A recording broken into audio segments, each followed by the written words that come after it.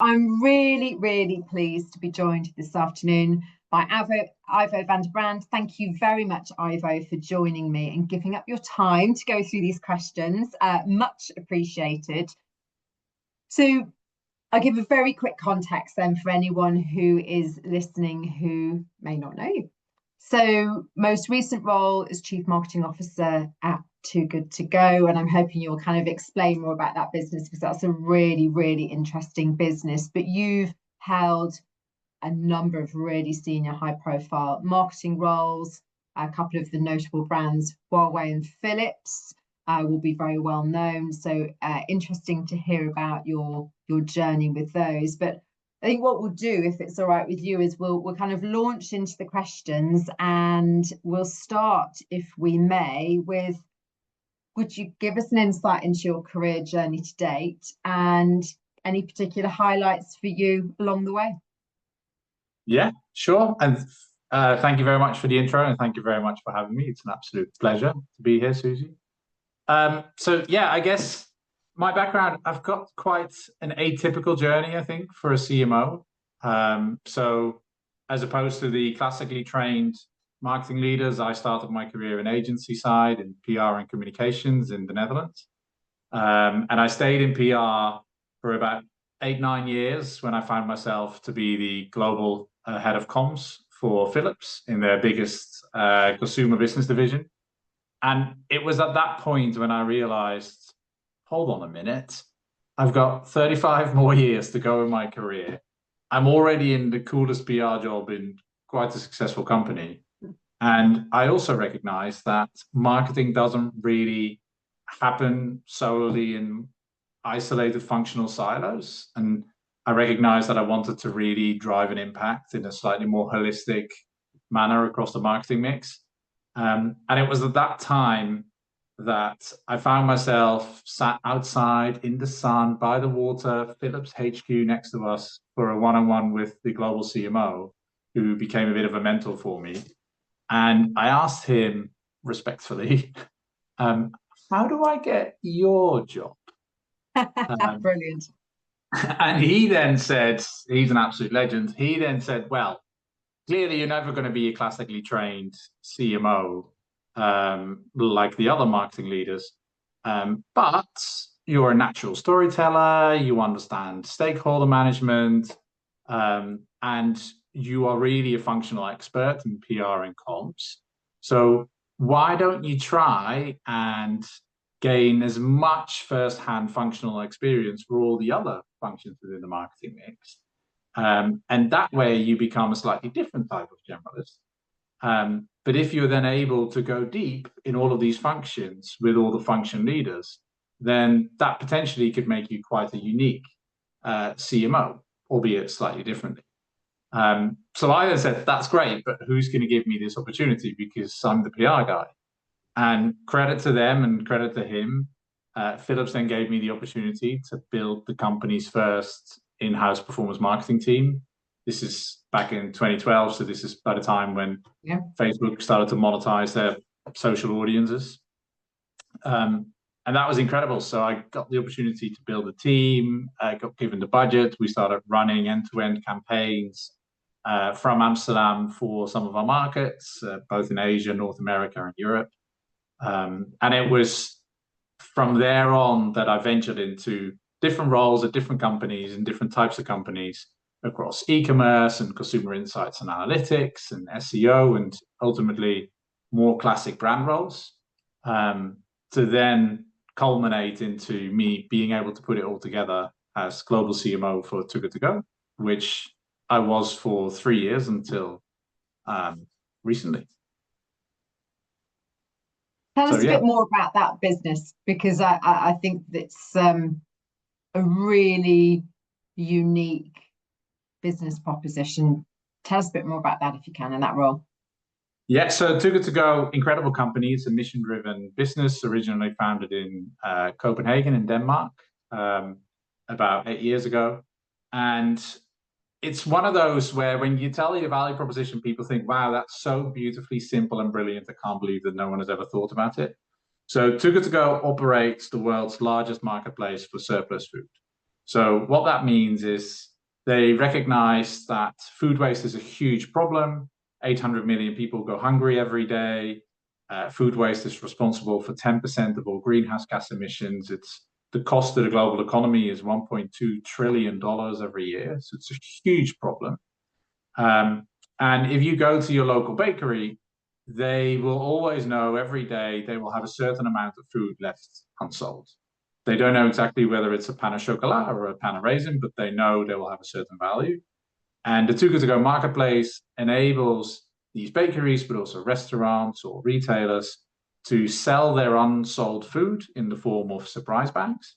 And then users can reserve the surprise bag and pay for it on the app, on the marketplace, and then go into the store and pick it up at a set time set by the store at a third of the price. So it's what we call win-win-win business model.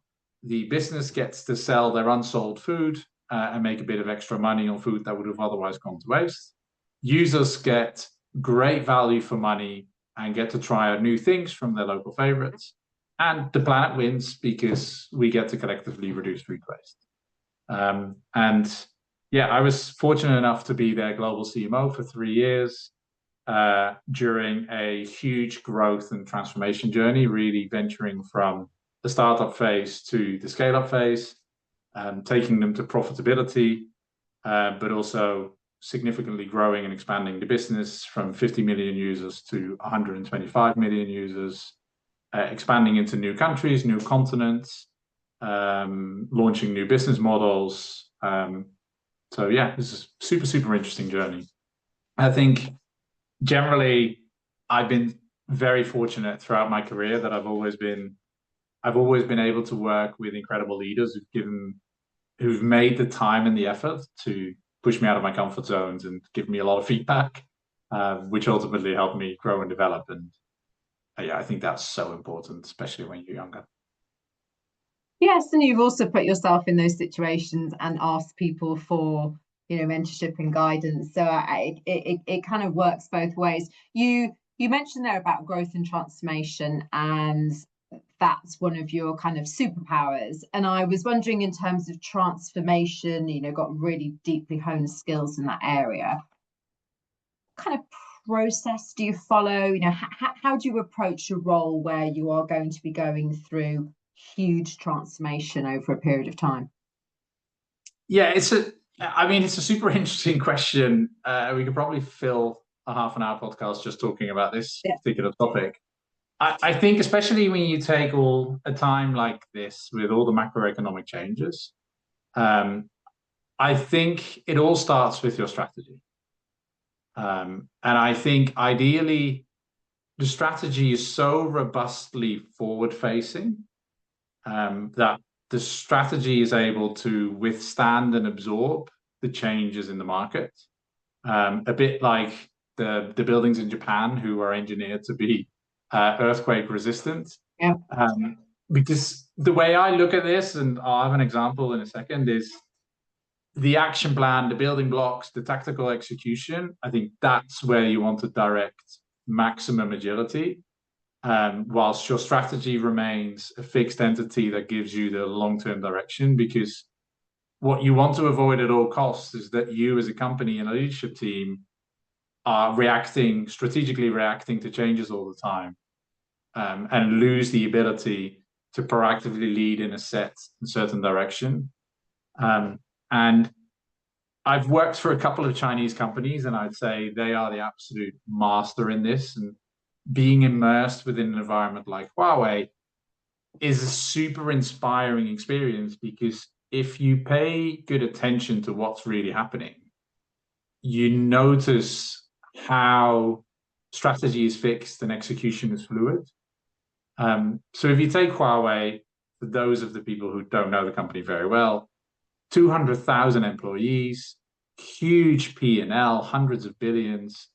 And I think it's probably hard to find a company that is more exposed to macroeconomic changes than geopolitics or technology advances, for that matter. And despite that scale, they are always able to turn on a dime. It's really, really remarkable. they do not hesitate, they do not struggle to ever change a plan when they think it needs to be changed. And they've nurtured this culture, this mindset, and an operational setup that enables them to be super agile, super flexible, and to change what they're doing, knowing that the long-term direction, that dot in the horizon, that's still fixed. And I think that is how I always try to approach transformation. So if you take a time like this, it's really, really important when technology is changing at breakneck speed. There's new business models being created. There's distribution channels coming up with AI, to really quickly, as a leadership team, go back to the drawing board, review the strategy, ask yourself the potentially painful question, is this sufficiently future-proof? And if not, gather as much outside-in, thought-provoking, need-be uncomfortable perspectives to reimagine the future over again in order to create a resilient strategy that you can feel confident with will be able to withstand whatever happens in the world, in the market, by the competition in the next few years. And then when you feel confident that you've built that really robust new strategy, then you direct all of your attention and all of your headspace to instilling that mindset within the team that plans might change, execution might change, but you will need to adapt and be agile to deal with anything changes. But you will always keep that fixed point at the horizon. I think strategy fixed, execution is fluid. So from as you lead those teams through that period of transformation, do you have a certain kind of rhythm of communication? Do you have some key building blocks, if you like, to enable that to work successfully with the team? Yeah, I think so. I mean, everyone's leadership style is different, right? And I think if you want people to believe and buy into what you're doing and where you're going, I think it's super important as a leader to be authentic. Transformation processes are hard. It's a human process. They require tough decisions, and it's tough to be tough. But I think if you can stay close to your personal values as a leader, then it becomes slightly easier, or at least more natural and definitely more believable to lead people into this new direction. And for me personally, integrity is really important. So I really value honesty and fairness and respect, in a sense of we're in it together. So maybe it's my comms background talking, but I think in these processes and going through transformational times, it's super, super important to first and foremost listen. So what I try to do is truly understand and acknowledge where people are and what they're afraid of and what they're struggling with and what might excite them or what might concern them with regards to the new direction. Because ultimately you want to lead with vision and inspiration and positive energy and a set of direction. And if you can truly understand where people find themselves, then I think you're better able to do that.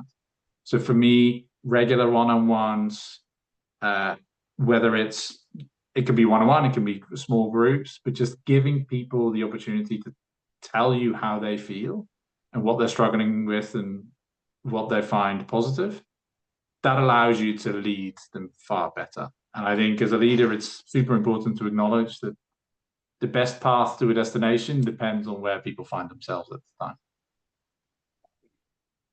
Wow. Okay, a lot within that, but that was a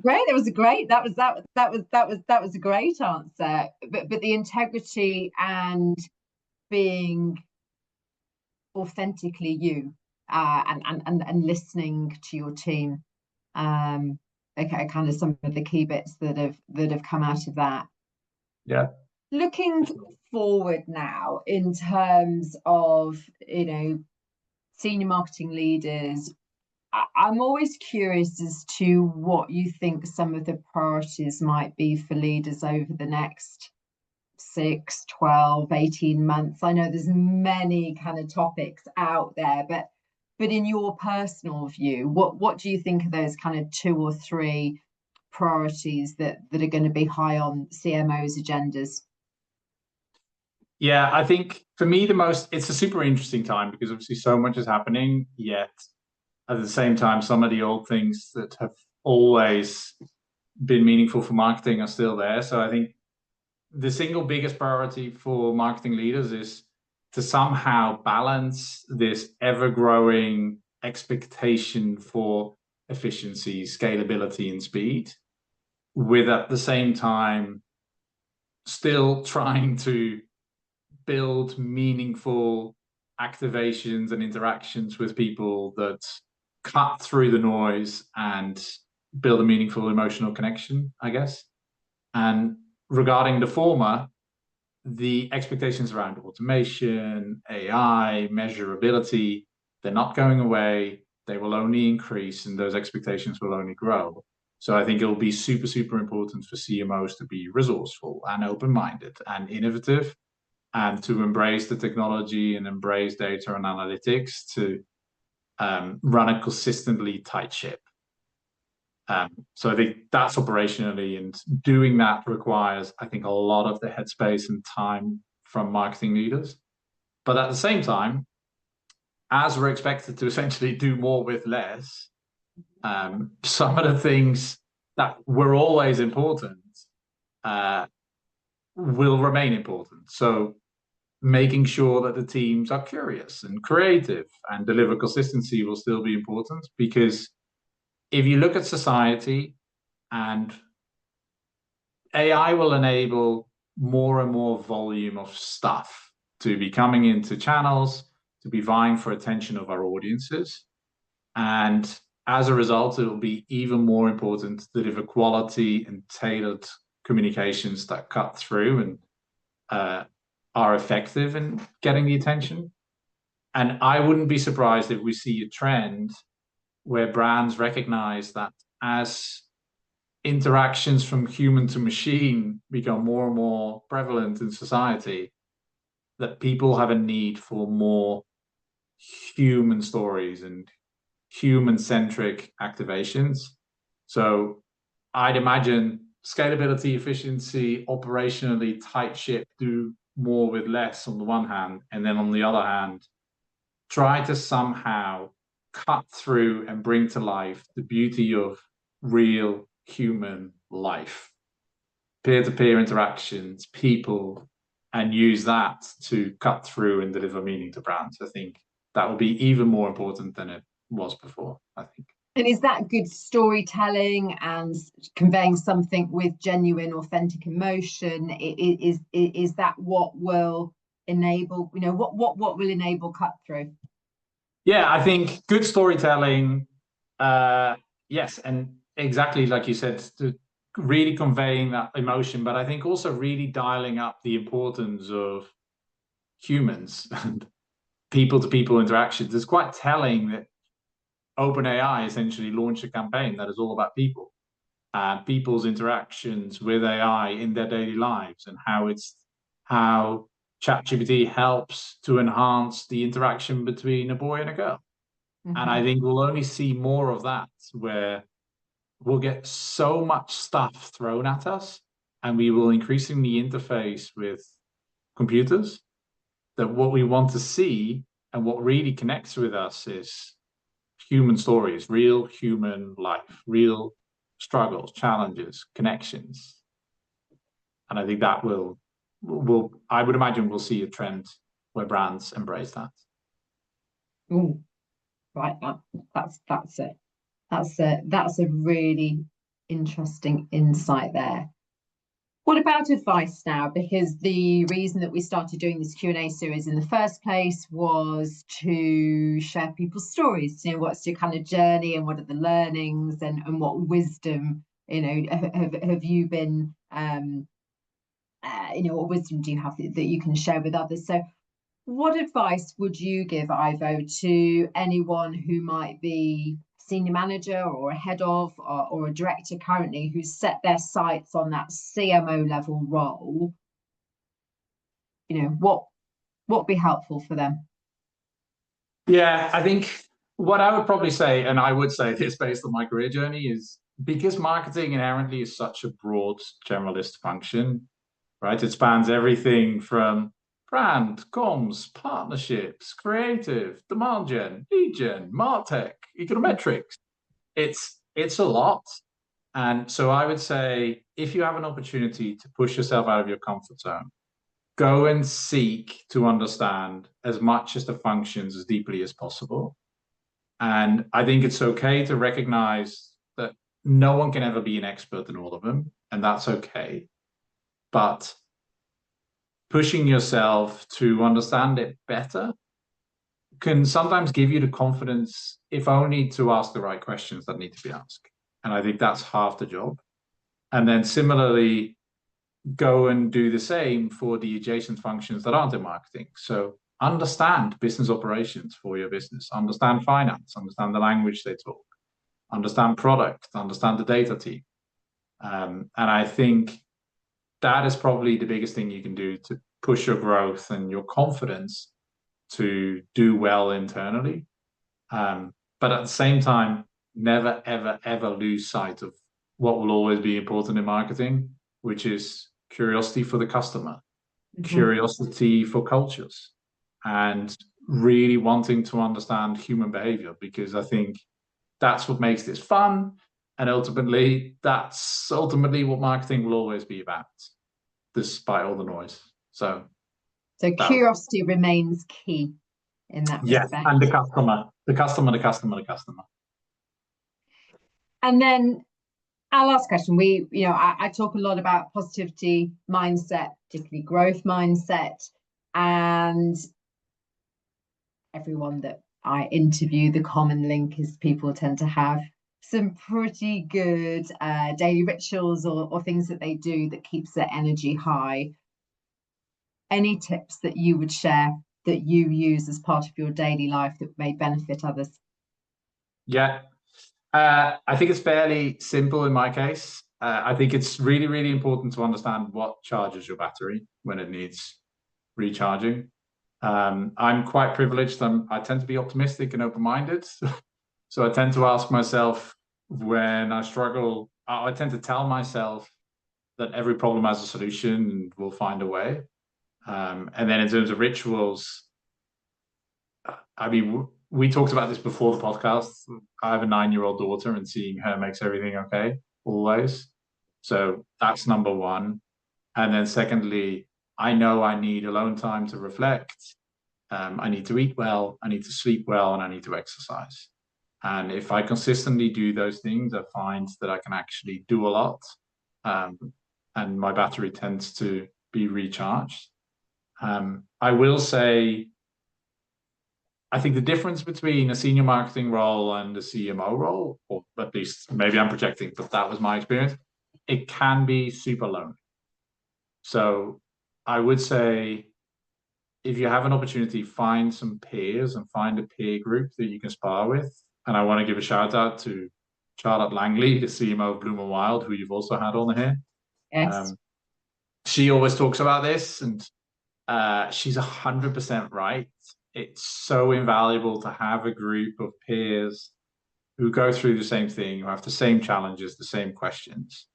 Sometimes you'll get an answer. Sometimes you just get the reassurance that you're not alone. And that really, really is super important. So if you're about to go into a very senior role, I think that really helps. And then similarly, something that's really important to me, but then integrity is really important to me. I find it really valuable to have a sense of partnership, and we're in it together within the C-suite or within your peer group.